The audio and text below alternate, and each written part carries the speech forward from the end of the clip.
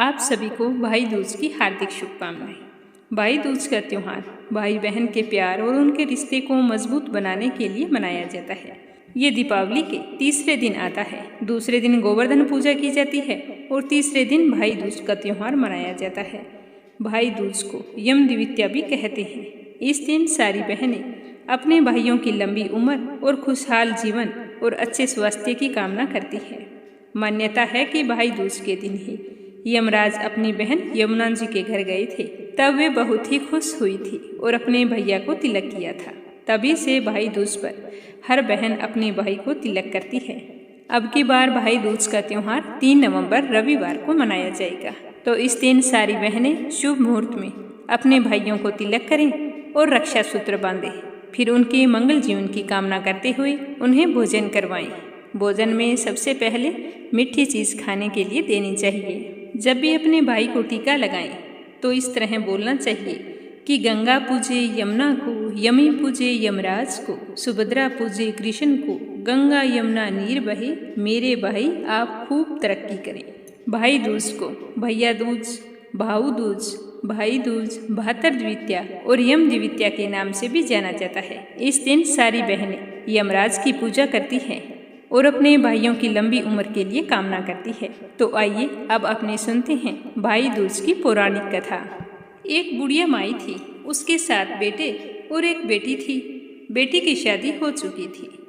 जब भी उसके बेटे की शादी होती तो फेरों के समय एक नाग आता और उसके बेटे को डस लेता, तो बेटे की वहीं मृत्यु हो जाती और बहू फेरों के साथ ही विधवा हो जाती।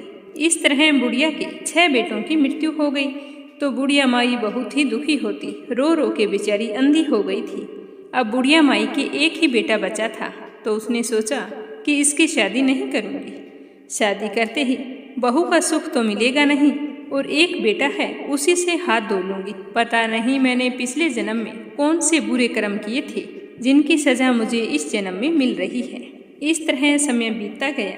दीपावली का त्यौहार आया तो बूढ़ी माई ने दीपावली का त्यौहार नहीं मनाया। उसे दीपावली के पर्व की कोई खुशी नहीं थी। उसके जीवन में अंधेरा हो चुका था। सिर्फ एक बेटा और एक बेटी ही बचा था। तो दीपावली के तीसरे दिन भाई दूज का त्यौहार आया तो भैया ने कहा कि माँ, मैं बहन से तिलक कराने जाता हूँ। तो माँ ने कहा कि ठीक है बेटा, ध्यान से जाना। उधर जब बहन को पता चला कि उसका भाई आ रहा है तो वह तो खुशी के मारे पागल होकर अपने पड़ोसन के घर गई और पूछने लगी कि बहन, जब बहुत ही प्यारा भाई घर आए तो क्या करना चाहिए, क्या बनाना चाहिए। तो पड़ोसन उसकी खुशी देखकर जल भून गई और कहने लगी कि दूध से रसोई लीप ले, घी में चावल पका ले। तो बहन ने ऐसा ही किया।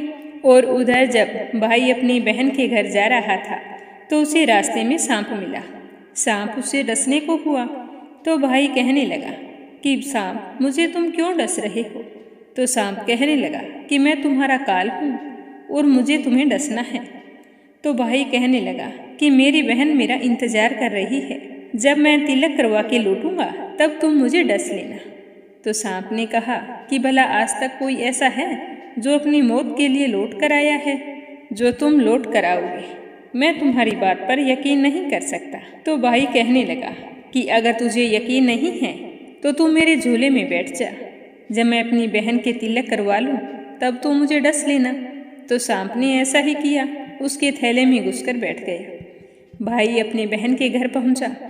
दोनों भाई बहन बड़े ही खुश हुए। भाई कहने लगा कि बहन, जल्दी से खाना दे, बड़ी जोरों की भूख लगी है। तो बेचारी बहन क्या करे, ना तो दूध से लिपी हुई रसोई सूख रही थी और ना ही घी में चावल पके थे। तो भाई कहने लगा कि बहन, इतनी देर क्यों लगा दी, तू क्या बना रही है। तो बहन ने बता दिया कि भैया, मैंने रसोई को दूध से लीपा है और चावल घी में बनाई हैं, तो ना तो रसोई सूख रही है और ना ही चावल पक रहे हैं। तो उसका भाई हंसकर बोला कि पगली, कहीं घी में भी चावल पकते हैं या कोई दूध से रसोई लीपता है। रसोई तो गाय के गोबर से लीपी जाती है और दूध में चावल पकाई जाते हैं। तो भाई की बात सुनकर उसकी बहन ने वैसा ही किया। जल्दी जल्दी गाय का गोबर लाकर रसोई लीपती, उसके बाद में दूध में चावल डालकर खीर बना दी और फिर अपने भैया को भोजन परोस दिया। भाई भोजन करके कहने लगा कि बहन, मुझे तो जोरों की नींद आ रही है, तो इतने में बहन के बच्चे आ गए। तो वो अपने मामा को देखते ही जोर जोर से कहने लगे कि मामा आए, मामा आए, मामा आप हमारे लिए क्या लाए हो। तो उसका मामा बोला कि बेटा मैं तो कुछ नहीं लाया। तो बच्चों ने भागकर उस थैले को उठा लिया जिसके अंदर सांप बैठा था। तो उन बच्चों का मामा तो बुरी तरह से डर गया कि कहीं यह सांप मेरे भांजों को ना डस ले। वो कुछ बोलता उससे पहले ही बच्चों ने उस थैले को खोल लिया। तो उसके अंदर तो एक हीरों का हार निकला। तो बहन ने कहा कि भैया तुम इतना सुंदर हार लेकर आए हो, मुझे बताया तो नहीं। भाई बोला कि बहन तुझे पसंद है तो तू रख ले, मुझे हार का क्या करना। तो रात भर रुका और दूसरे दिन सुबह जल्दी ही कहने लगा कि बहन अब मुझे जाना है, मेरे लिए खाना रख देना। तो बहन ने उसके लिए लड्डू बनाकर एक डिब्बे में बंद करके रख दिए। तो भाई अपनी बहन के घर से चल पड़ा। चलते चलते थक गया तो एक पेड़ के नीचे जाकर सो गया। उधर बहन के बच्चों को जब भूख लगी तो अपनी माँ से कहने लगे कि माँ हमें खाना दे दो। तो उसकी माँ बोली कि बेटा खाना बनने में तो अभी समय लग जाएगा। तो बच्चे कहने लगे कि माँ हमें तो बहुत जोरों की भूख लगी है, जो मामा को दिया था वही दे दो। तो वह बोली कि लड्डू बनाने के लिए बाजरा पीसा था, वही पड़ा है चक्की में, जाकर ले लो। तो बच्चे जल्दी से भागकर चक्की के पास आए। तो चक्की के अंदर देखा, चक्की में तो सांप के छोटे छोटे टुकड़े पीसे हुए पड़े थे। तो वो देखकर जल्दी से अपनी माँ के पास आए और बोले कि माँ चक्की के अंदर तो आपने सांप पीसा है। तो यह सुनकर उसकी माँ तो बावली सी हो गई और अपने भाई के पीछे भागी। रास्ते भर लोगों से पूछती गई कि मेरे भाई को किसी ने देखा है क्या। तो सारे कहते नहीं, हमने तो नहीं देखा। तभी एक ने बताया कि सामने जो पेड़ है उसके नीचे एक आदमी लेटा हुआ है, जाकर देख लो, शायद तुम्हारा भाई हो। तो वह भागी भागी उस पेड़ के नीचे पहुंची तो अपने भाई को जल्दी से नींद से उठाया और अपने भाई को हिलाकर कहने लगी कि भैया भैया कहीं तूने मेरे भेजे हुए लड्डू तो नहीं खाए। तो भाई बोला ये ले तेरे लड्डू, मैंने नहीं खाए, ले दे के लड्डू ही दिए थे और उनके लिए भी पीछे पीछे भागी आई है। तो बहन बोली कि नहीं भाई तू झूठ बोल रहा है, तूने जरूर खाया है, अब तो मैं तेरे साथ ही चलूंगी। तो भाई बोला कि तुझे साथ चलना है तो चल, बहाना क्यों बना रही है। तो भाई बहन दोनों चल पड़े। चलते चलते बहन को प्यास लग गई तो वह अपने भाई से कहने लगी कि भैया मुझे पानी पीना है। तो भाई ने कहा कि अब मैं तेरे लिए यहाँ पर पानी कहाँ से लाऊं। तो दूर देखा तो एक चील उड़ती हुई जा रही थी। तो उसे देखकर वह कहने लगा कि वो चील उड़ रही है, शायद वहाँ पर पानी हो। तो यह कहकर उसका भाई तो वहीं पर बैठ गया और अपनी बहन से कहने लगा कि जाओ तुम पानी पी आओ, मैं तो बुरी तरह से थक चुका हूँ, मैं इतनी देर विश्राम कर लेता हूँ। तो बहन पानी पीने के लिए वहाँ चली गई जहाँ चील उड़ रही थी। तो वहाँ पर सचमुच पानी था। तो वह पानी पी के लौट रही थी। तो रास्ते में देखती है कि एक जगह जमीन में 6 सिलाएं गड़ी है और एक बिना गड़े हुए रखी है और वहाँ पर एक बुढ़िया बैठी थी। तो उसने बुढ़िया से पूछा कि बूढ़ी माई ये सिलाएं कैसी हैं। तो उस बुढ़िया ने बताया कि बेटा एक गांव में एक बुढ़िया रहती है, उसके 7 बेटे थे, 6 बेटों की तो शादी के मंडप में ही मृत्यु हो गई। ये तो उनके नाम की सिलाई हैं जो जमीन में गड़ी हुई हैं। अभी 7वें की शादी होनी बाकी है, जब उसकी शादी होगी तो वह भी मंडप में मर जाएगा, तब यह 7वीं सिला भी जमीन में गड़ जाएगी। तो यह सुनकर बहन समझ गई कि ये सिलाएं किसी और की नहीं बल्कि उसके भाइयों के नाम की हैं। तो वह उस बुढ़िया से कहने लगी कि बूढ़ी माई अगर 7वें भाई को बचाना हो तो कोई उपाय है। तो बुढ़िया ने उसे 7वें भाई को बचाने का उपाय बता दिया कि कैसे बचाना है। तो सब कुछ जानकर वह वहाँ से बाल खुले करके पागलों की तरह अपने भाई को गालियाँ देती हुई चलने लगी। भाई के पास आकर कहने लगी तू तो जलेगा, कूटेगा तो मरेगा। तो भाई उसके ऐसे व्यवहार को देखकर चौंक गया, उसकी समझ में कुछ नहीं आया।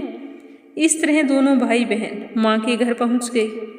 थोड़े ही समय बाद में वो जिद करने लगी कि मेरे भाई की सगाई कर दो, इसकी शादी करनी है।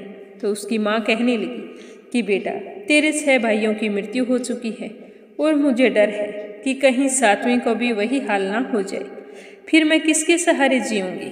पर वो नहीं मानी तो बुढ़िया ने इधर उधर रिश्ते के लिए बोल दिया। थोड़े ही समय बाद भाई की सगाई के लिए रिश्ते आने लगे। एक अच्छा सा रिश्ता देखकर उसकी शादी तय हो गई। जब भाई को सेहरा पहनाने लगे तो वो बोली कि इसको सेहरा क्यों बंधे, सेहरा तो मैं पहनूंगी, ये तो जलेगा मरेगा, ये बचेगा थोड़ी ना। तो सारे लोग परेशान हो गए और कई समझदार लोग कहने लगे कि ये किसी की नहीं सुनेगी, इसीलिए बात को बढ़ाओ मत और सेहरा इसी को दे दो। तो बहन ने देखा कि उसमें कलंगी की जगह एक सांप का बच्चा था, तो बहन ने उसे निकालकर बाहर फेंक दिया। फिर सेहरा अपने भाई के सर पर लगा दिया। जब भाई घोड़ी पर चढ़ने लगा तो बहन फिर कहने लगी कि ये घोड़ी पर क्यों चढ़ेगा, घोड़ी पर तो मैं चढ़ूंगी, ये तो जलेगा मरेगा, इसकी लाश को चील कौवे खाएंगे। तो यह सुनकर लोग बहुत ही परेशान हो गए। कहने लगे कि ये कैसे बोल रही है, इसके 6 भाइयों की मृत्यु हो चुकी है और 7वें के लिए अपशब्द बोल रही है और खुद पागल हो गई है। इस बेचारी बुढ़िया के भाग्य में तो पता नहीं क्या क्या लिखा है, पर वो किसी के समझाने से नहीं मानी। तो सारे लोग बहुत परेशान हो गए और उसे कह दिया कि घोड़ी पर तुम चढ़ जा और तेरा भाई पैदल आ जाएगा। जब बारात चलने को हुई तो बहन कहने लगी कि ये दरवाजे से नहीं निकल सकता, ये तो पीछे के दरवाजे से जाएगा, आगे के दरवाजे से तो मैं जाऊंगी। तो उसकी बातें सुन सुनकर सारे गांव वाले रिश्तेदार सारे परेशान हो गए। सोचने लगे कि ये कैसे कर रही है, इसको क्या हो गया है। तो उसके भाई को पीछे के दरवाजे से निकाला और आगे के दरवाजे से वो घोड़ी पर बैठकर निकलने लगी। तभी अचानक से दरवाजा गिरने लगा। तो बहन ने दरवाजे की एक ईंट उठाकर अपनी चुनरी में रख ली। दरवाजा वहीं पर गिरने से रुक गया। तो सारे लोगों को यह देखकर बड़ा ही आश्चर्य हुआ। फिर बारात वहां से चल पड़ी। रास्ते में एक जगह बारात रुकी तो भाई को पीपल के पेड़ के नीचे खड़ा कर दिया। तो उसे देखते ही उसकी बहन कहने लगी कि इसे छांव में खड़ा क्यों कर दिया, इसे तो धूप में खड़ा करना है, छांव में तो खड़ी मैं होऊंगी। तो उसके भाई को धूप में खड़ा कर दिया और बहन जैसे ही पेड़ के नीचे खड़ी हुई तो पेड़ नीचे गिरने लगा। तो बहन ने एक पत्ता तोड़कर अपनी चुनरी में रख लिया तो पेड़ वहीं पर रुक गया। तो यह देखकर सारे गांव वाले हैरान हो गए और कहने लगे कि ये कोई बावली नहीं है, ये जरूर कोई जादू टोना सीख कर आई है जो बार बार अपने भाई की रक्षा कर रही है। ऐसे करते करते फेरों का समय आ गया। जब दुल्हन आई तो उसने दुल्हन के कान में कहा कि अब तक तो मैंने तेरे पति को बचा लिया है, पर अब तुम अपने पति और अपने पति के साथ साथ अपने मरे हुए जेठों को भी बचा सकती है। यह कहकर वो बैठ गई। जैसे ही फेरे शुरू हुए तो फेरों के समय एक नाग आया। जैसे ही वो सांप दूल्हे को डसने लगा तो दुल्हन की नज़र उस पर पड़ गई। दुल्हन ने उसे एक लोटे में डालकर ऊपर प्लेट से बंद कर दिया। थोड़ी ही देर बाद में नागिन लहर लहर करती हुई वहां आई और दुल्हन से कहने लगी कि तू मेरे पति को छोड़ दे। तो दुल्हन बोली कि पहले तू मेरे पति को छोड़ दे। तो नागिन ने कहा कि ठीक है, मैंने तेरा पति छोड़ा, पर तू मेरे पति को छोड़। तो दुल्हन कहने लगी कि ऐसे नहीं, 3 बार बोल। तो नागिन ने 3 बार बोलकर कहा कि अब तो मेरे पति को छोड़ दे।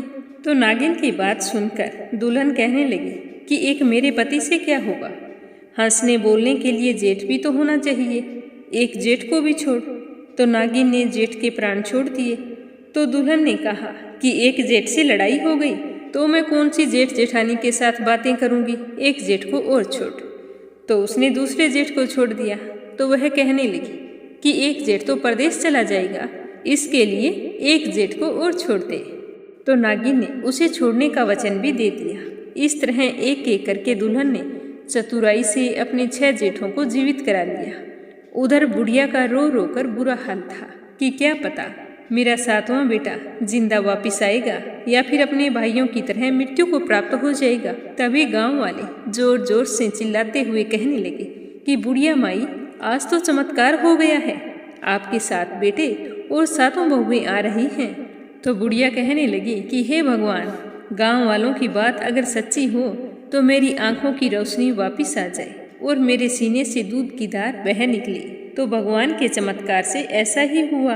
तभी उसके 7 बेटे और 7 बहुएं वहां पर आ गए। उन्हें देखकर बूढ़ी माई बहुत ही खुश हुई और कहने लगी कि यह सब कुछ तो मेरी बावली बेटी ने किया है। कहाँ है मेरी बावली बेटी? देखा तो वो वहाँ पर नहीं थी, तो सारे इधर उधर उस बहन को ढूंढने लगे। तो देखा वह तो भूसे की कोठरी में सो रही थी। जब उसे पता चला कि उसका भाई सही सलामत है, तो वह खड़ी होकर सीधी अपने घर को चली। तो उस घर की सारी लक्ष्मी उसके पीछे पीछे जाने लगी। तो बुढ़िया ने कहा कि बेटी पीछे मुड़कर तो देख, अपने भैया भाभी से मिलकर जा, ऐसे तो तुम सारी लक्ष्मी ले जाएगी, तेरे भैया भाभी क्या खाएंगे। तो अपनी माँ की आवाज़ सुनकर बहन ने पीछे मुड़ के देखा और कहा कि जो माँ ने अपने हाथों से दिया है वह मेरे साथ चले, और बाकी जो बचा है वह मेरे भाई भाभी के पास रहे। तो लक्ष्मी वहीं पर रुक गई। यह देखकर उसकी माँ, उसके भैया भाभी बहुत ही खुश हुए। फिर सभी भाभियों ने अपनी लाडली ननद को खूब सारे गहने जेवरात आदि उपहार में देकर हंसी खुशी विदा की। इस तरह एक बहन ने अपने भाई की रक्षा की। इस तरह हर बहन को अपने भाई की जान पर खेलकर भी रक्षा करनी चाहिए। कहानी अच्छी लगी हो तो कंचन भक्ति सागर चैनल को सब्सक्राइब जरूर करें। आप सभी का बहुत बहुत धन्यवाद।